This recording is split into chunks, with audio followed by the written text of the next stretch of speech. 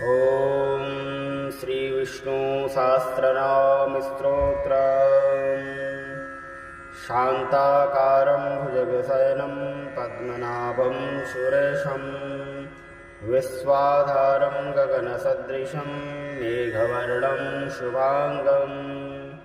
लक्ष्मीकान्तं कमलनयनं योगिभिर्ध्यानगम्यं वन्दे विष्णुं भवभयहरं सर्वलोकैकनाथम्।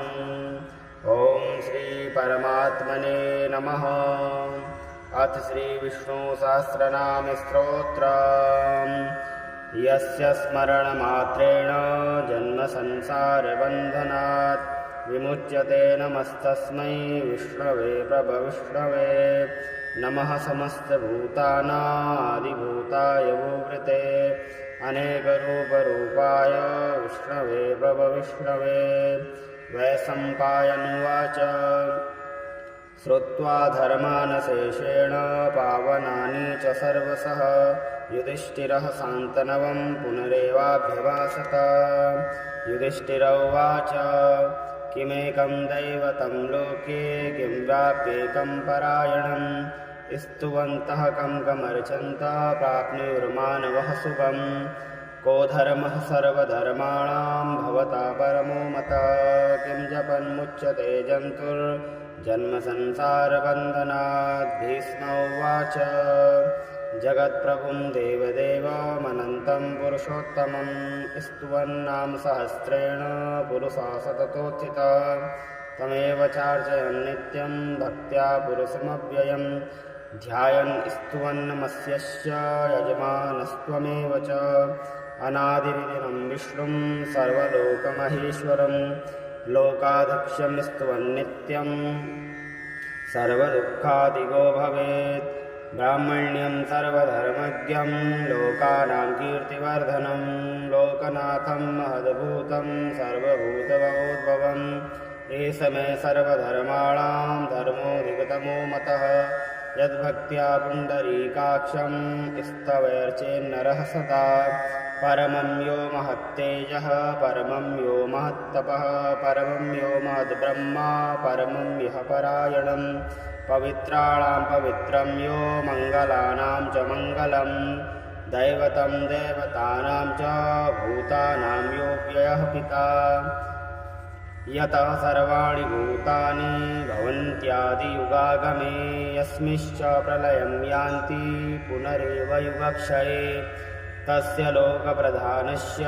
जगन्नाथस्य भूपते विष्णोर्नाम सहस्रं मे शृणु पापभयापहम्। यानि नामानि गौणानि विख्यातानि महात्मनः ऋषिभिः परिगीतानि तानि वक्ष्यामि भूतये। ॐ विश्वं विष्णुर्वखट्कारो भूतभव्यभवत्प्रभुः भूतकृद्भूतभृद्भावो भूतात्मा भूतभावनः भूतात्मा परमात्मा च मुक्तानां परमा गतिः। अव्ययः पुरुषः साक्षी क्षेत्रज्ञोऽक्षर एव च योगो योगविदां नेता प्रधानपुरुषेश्वरः। नारसिंहवपुः श्रीमान् केशवः पुरुषोत्तमः सर्वशिवस्ताणुर्भूतादिनिधिरव्ययः।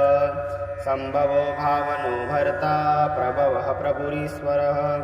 स्वयंभू शम्भुरादित्यः पुष्पराक्षो महास्वनः। अनादिनिधनो धाता विधाता धातुरुत्तमः अप्रमेयो ऋषिकेशः पद्मनाभोऽमरप्रभुः। विश्वकर्मा मनुस्त्वष्टा स्तविष्टः स्थविरो ध्रुवः आग्राह्य शाश्वतः कृष्ण लोहिताक्ष प्रतर्दनः। प्रबुधः श्रीगबुग्धाम पवित्रं मङ्गलं परम्। ईशानः प्राणदः प्राणो ज्येष्ठः श्रेष्ठः प्रजापतिः हिरण्यगर्भो भूगर्भो माधवो मधुसूदनः। ईश्वरो विक्रमी धन्वी मेधावी विक्रमः क्रमः अनुत्तमो दुराधर्षः कृतज्ञः कृतिरात्मवान्। सुरेशः शरणं शर्म विश्वरेताः प्रजाभवः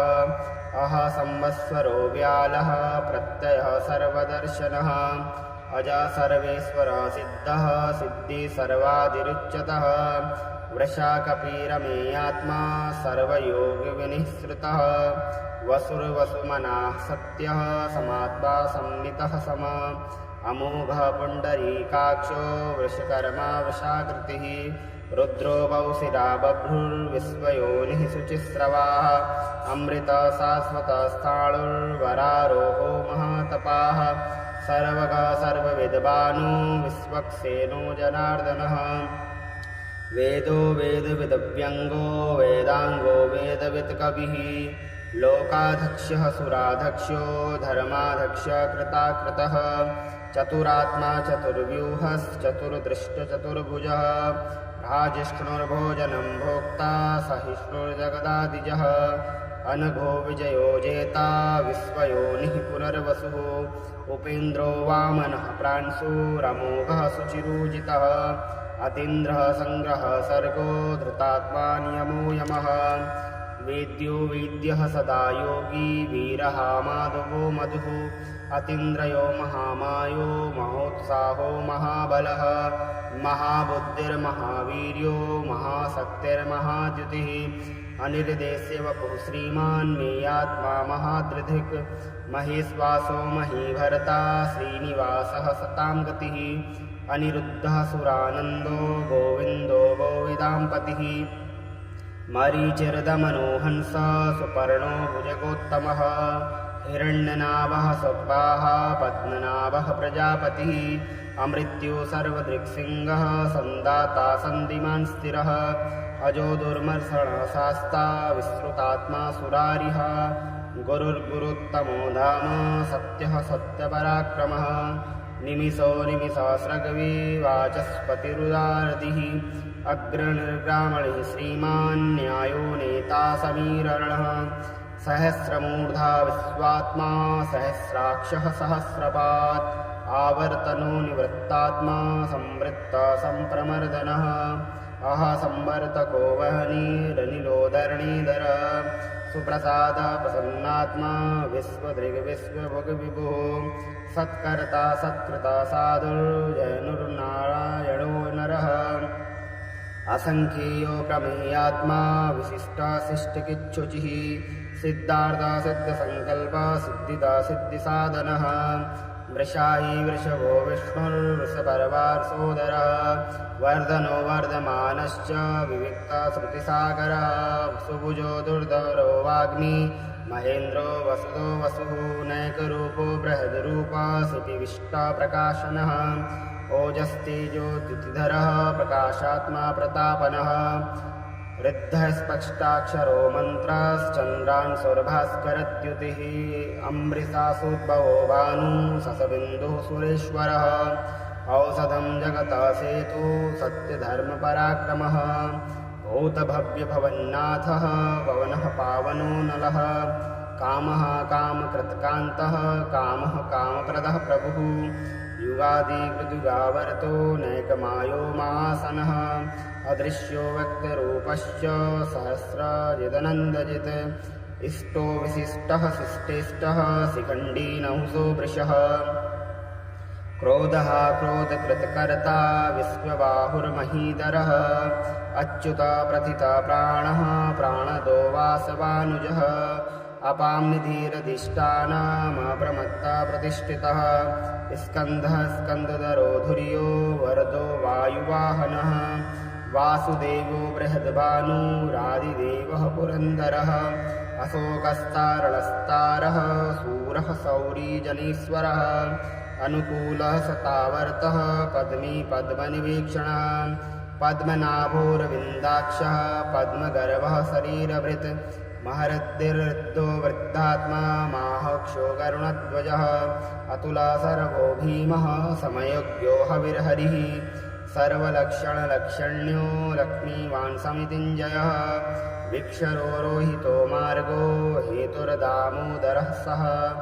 महीधरो महाभागो वेगवानमिताशनः उद्भवक्षोभणो देवः श्रीगर्भः परमेश्वरः कर्णं कारणं कर्ता विकर्ता गहनो गुहा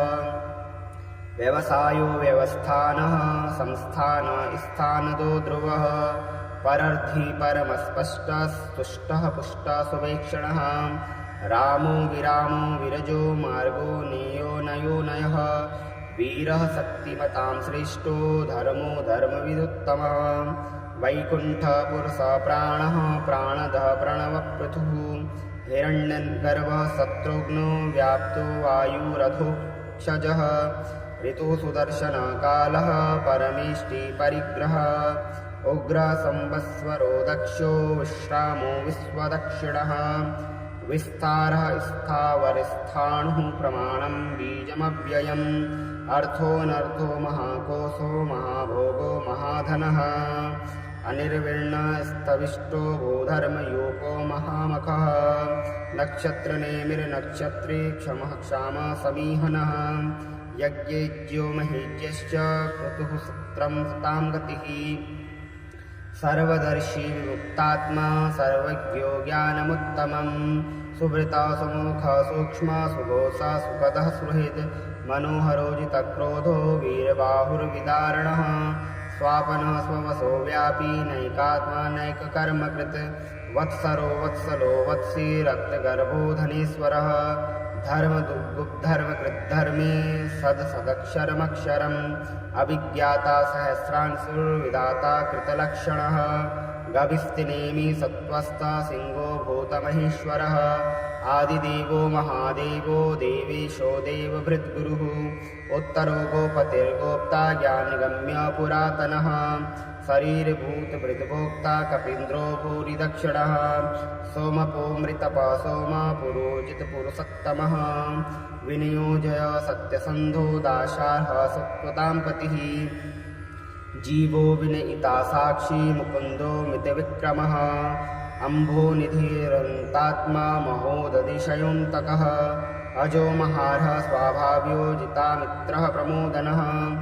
आनन्दो नन्दनो नन्दः सत्यधर्मा त्रिविक्रमः महर्षि कपिलाचार्यः कृतज्ञो मेदिनीपतिः त्रिपदश्रीदशाध्यक्षो महाशृङ्गः कृतान्तकृत् महावराहो गोविन्दः सुषेणः कनकाङ्गदी गुह्यो गभीरो गहनो गुप्तश्चक्रगदाधरः वेदाः स्वाङ्गोजितः कृष्णो दृढः सङ्कर्षणोच्युतः वरुणो वारुणो वृक्षः पुष्पराक्षो महामनाः भगवान् भगहानन्दी वनमाली हलायुधः आदित्यो ज्योतिरादित्य सहिष्णुर्गतिसत्तमः सुधन्वाखण्डपरशुर्दारुणो द्रविणप्रदः दिविस्पृक्सर्वदिग्व्यासो वाचस्पतिरयो निजः त्रिसामा सामगसाम निर्वाणं भेजसंभिषक् सन्न्यासपृच्छमा शान्तो निष्ठा शान्तिः परायणं सुवाङ्गः शान्तिदः सृष्टा कुमुद कुवलेशयः गोहितो गोपतिर्गोप्ता वृषभाक्षो वृषप्रियः अनिर्वृत्तेन वृत्तात्मा संक्षेप्ता क्षेमकिच्छिवः श्रीवत्सवत्साः श्रीवासः श्रीपतिः श्रीमताम्बरः श्रीधः श्रीशः श्रीनिवासः श्रीनिधिः श्रीविवावनः श्रीधरः श्रीकरः श्रेयः श्रीमान् लोकत्रयाश्रयः स्वक्षः स्वङ्गः सतानन्दो नन्दिर्ज्योतिगणेश्वरः विजिदात्मा विधेयात्मा सत्कीर्तिश्चिन्नसंशयः उदीर्णः सर्वतश्चक्षुरनीक्षः शाश्वतस्थिरः भूषयो भूषणो भूतिर्विशोकः शोकनाशनः अर्चिस्मानुचिता कुम्भो विशुद्धात्मा विशोधनः अनिरुद्धो प्रतिरथः प्रद्युम्नो मितविक्रमः कालिनेमि निहावीरः शौरी शूरजनेश्वरः त्रिलोकात्मा त्रिलोकेशः केशव केशिहा हरिः कामदेवः कामपालः कामी कान्तः कृतागमः अनिर्देश्य वपुर्विष्णुर्वीरो नन्तो धनञ्जयः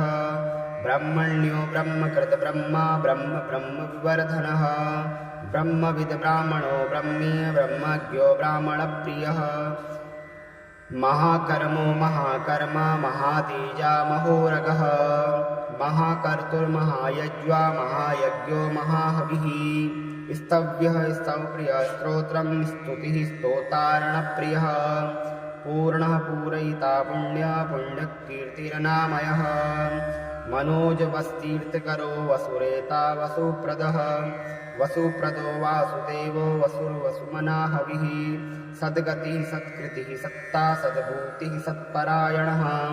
सूरसेनो यदुश्रेष्ठ सन्निवासा सुयामुनः भूता वासो वासुदेव सर्वासु निलयो नलः दर्पः दर्पदो दृप्तो दुर्धरोऽथा पराजितः विश्वमूर्तिर्महामूर्तिर्दीप्तमूर्तिरमूर्तिमान् अनेकमूर्तिरव्यक्तः सत्मूर्तिः सताननः एकोनैकः सवहकः किं यत्तत्पदमनुत्तमम् लोकबन्धुर्लोकनाथो माधवो भक्तवत्सलः सुवर्णवर्णो हेमाङ्गो वराङ्गश्चन्दनाङ्गदी वीरः विषमाशून्यो घृताश्चलश्चलः अमानीमानदो मान्यो लोकस्वामी त्रिलोकधृत् सुमेधामेधजो धन्य सत्यमेधाधराधरः तेजो वृषो द्विधरः सर्वशस्त्रभृताम्बरः प्रग्रह्यो निग्रहो व्यग्रो नैकसिंहो गदाग्रजः चतुर्मूर्तिश्चतुर्बाहुश्चतुर्व्यूहश्चतुर्गतिः चतुरात्मा चतुर्भावश्चतुर्वेदविदेकपात् समावर्तो निवृत्तात्मा दुर्जयो दुरितिक्रमः दुर्लभो दुर्गमो दुर्गो दुरावासो दुरारिः शुभांगो लोकसारंग सुतंतुस्तंतुवर्धनः इंद्रकर्मा महाकर्मा कृतकर्मा कृतागमः उद्भव सुंदर सुंदो रत्ननाभः सुलोचनः अर्को वाजसना श्रृंगी जयंत सर्वविजयी सुवर्णबिंदु रक्षोभ्य सर्ववागी वरेश्वरः महारथो महागर्तो महाभूतो महानिधिः कुमुदः कुन्दर कुन्दः पर्जन्य पावनो नीलः अमृतासो मृतवपुः सर्वज्ञ सर्वतोमुखः सुलभः सुव्रता सिद्ध शत्रुजिच्छत्रुतापनः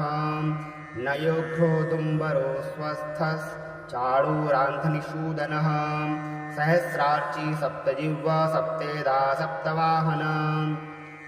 अमूर्तिरनघोचिन्त्यो भयकृतभयनाशनः अणुर्बृहद्विषाशूलो गुणनिर्गुणो महान् अद्रिता स्वद्रिता स्वास्य प्रागवंशो वंशवर्धनः भारभृत्कथितो योगी योगीश सर्वकामदः आश्रम श्रमणक्षाम सुपर्णो वायुवाहन धनुर्धरो धनुर्वेदो दण्डो दमयिता दमः अपराजिता सर्वसहो नियन्ता नियमो यमः सत्वान् सात्विका सत्य सत्यधर्मपरायणः अभिप्रायः प्रिहार्योरा प्रियकृत्प्रीतिवर्धनः विहाय सगतिर्ज्योतिः सुरुचिर्हुतभुग्विभुः रविर्विरोचना सूर्यः सविता रविलोचनः अरन्तो हुतभुग्भोक्ता सुखदो नैकजोऽग्रजः अनिर्विण्णः सदामर्षि लोकाधिष्ठानमद्भुतः सनातनतमः कपिलः कपिरप्ययः स्वस्तिदा स्वस्तिकृत स्वस्ति स्वस्ति भुक्स्वस्ति दक्षिणः अरात्रा कुण्डली चक्री विक्रमयूर्जितशासनः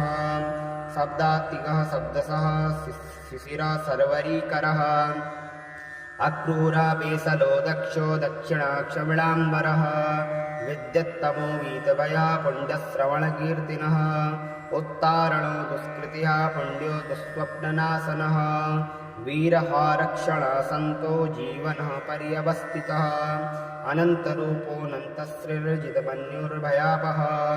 चतुरस्रो गभीरात्मा विदिशो व्यादिशो दिशः अनादिर्भूर्भो लक्ष्मीः सुवीरो रुचिराङ्गदः जननो जनजनमादरभीमो भीमपराक्रमः आधारनिलयो धाता पुष्पहासः प्रजागरः ऊर्ध्वगः सत्पथाचारः प्राणदः प्रणवप्रणः प्रमाणं प्राणनिलयः प्राणभृत् प्राणजीविनः तत्त्वं तत्त्वविदेकात्मा जन्ममृत्युजरातिगः भूर्भुवस्वस्तरुस्तारः सविता प्रपितामहः यज्ञो यज्ञपतिर्यज्वा यज्ञाङ्गो यज्ञवाहनः यज्ञभृद्यज्ञ कृद्यज्ञ यज्ञभुगि यज्ञसाधनः यज्ञान्तकृद्यज्ञ गुह्यमन्न अन्नाद एव च आत्मयोनिः स्वयं जातो वैखानसामगायनः देवकीनन्दनः सृष्टास्तीक्षापापनाशनः शङ्खभृन्दकी चक्रे सारङ्गधनुवागदाधरः रथाङ्गपाणिरक्षोभ्य सर्वप्रहरणायुध ॐ नम इति इदीदं कीर्तनीयस्य केशवस्य महात्मनः नाम्नां सहस्रं दिव्यानामशेषेण प्रकीर्तितं य इदं शृणुयात् नित्यं यश्चापि परिकीर्तयेत् नाशुभं प्राप्नुयात् किञ्चित् सौमुत्रेह च मानवः वेदाङ्गो ब्राह्मणः स्यात् क्षत्रियो विजयी भवेत् वैश्यो धनसमृद्धः स्यात् शूद्रः सुखमवाप्नुयात् धर्मार्थी प्राप्नुयात् धर्ममर्थार्थी चार्थमाप्नुयात् कामान् प्राप्नुयात् कामी प्रजार्थी प्राप्नुयात् प्रजां भक्तिमान्य सदुत्थाय शुचिस्तद्गतमानसः सहस्रं वासुदेवस्य नाम्नामेतत् प्रकीर्तयेत् यः प्राप्नोति विपुलं ज्ञाति प्राधान्यमेव च अचलां श्रियमाप्नोति श्रेय प्राप्नोत्यमुत्तमम् न भयं क्वचिदाप्नोति वीर्यं तेजश्च विन्दति भवत्यरोगो द्युतिवान् बलरूपगुणान्वितः रोगार्तो मुच्यते रोगात् बद्धो मुच्येद बन्धनात् भयान्मुच्येद भीतस्थो मुच्येदापन्यापदः दुर्गाण्यति तरत्यासु पुरुषोत्तमं स्तुवन्नाम सहस्रेण नित्यं भक्तिसमन्वितः वासुदेवाश्रयो मृत्यो वासुदेवपरायणः सर्वपापविशुद्धात्मा याति ब्रह्मसनातनं न वासुदेवभक्तानामशुभं विद्यते क्वचित् जन्ममृत्युजराव्याधि भयं नैवोपजायते इमं स्तौमधीयानः श्रद्धाभक्तिसमन्वितः युज्येतात्मस्वकक्षान्ति श्रीधर्तिस्मृतिकीर्तिभिः न क्रोधो न च मात्सर्यं न लोभो न शुभामतिः भवन्ति कृतपुण्यानां भक्तानां पुरुषोत्तमे द्योषचन्द्रार्कनक्षत्राखं दिशो भूर्महोदधिः वासुदेवस्य वीर्येण विद्रितानि महात्मनः ससुरासुरगन्धर्वं क्षयक्षोरगराक्षसं जगद्वंशे वर्ततेदं कृष्णस्य सचराचरम् इन्द्रियाणि मनोबुद्धिः सत्त्वं तेजो बलं धृतिः वासुदेवात्मकान्याहो क्षेत्रं क्षेत्रज्ञ एव च सर्वागमानामाचारः प्रथमं परिकल्पते आचारप्रभवो धर्मो धर्मस्य प्रभुरुच्यतः ऋषयः पितरो देवा महाभूतानि धातवः जङ्गमं चेदं जगन्नारायणोद्भवम् योगो ज्ञानं तथा साङ्ख्यं विद्याः शिल्पादिकर्म च वेदाः शास्त्राणि विज्ञानमेतत् सर्वं जनार्दनात् एको विष्णुर्महद्भूतं पृथग्भूतान्यनेकशः त्रिलोक्यान्वापि भूतात्मा भुङ्क्ते विश्वभुगव्ययः इमं स्तवं भगवतो विष्णोर्व्यासेन कीर्तितं पठेत् इच्छेत् पुरुषः श्रेयः प्राप्तुं सुखानि च विश्वेश्वरमजं देवं जगतः प्रवराप्ययम् भजन्ति ये पुष्पराक्षं न ते यान्ति पराभवम् ॐ श्रीमहाभारते सत्सहस्रायां संहितायां वैयासिक्यामानुशासनिके पर्वणि भीष्मयुधिष्ठिरसंवादे श्रीविष्णोर्दिव्यसहस्रनामस्तोत्रं भगवान् विष्णोर्प्रीयतां नमः प्रसन्नो भव।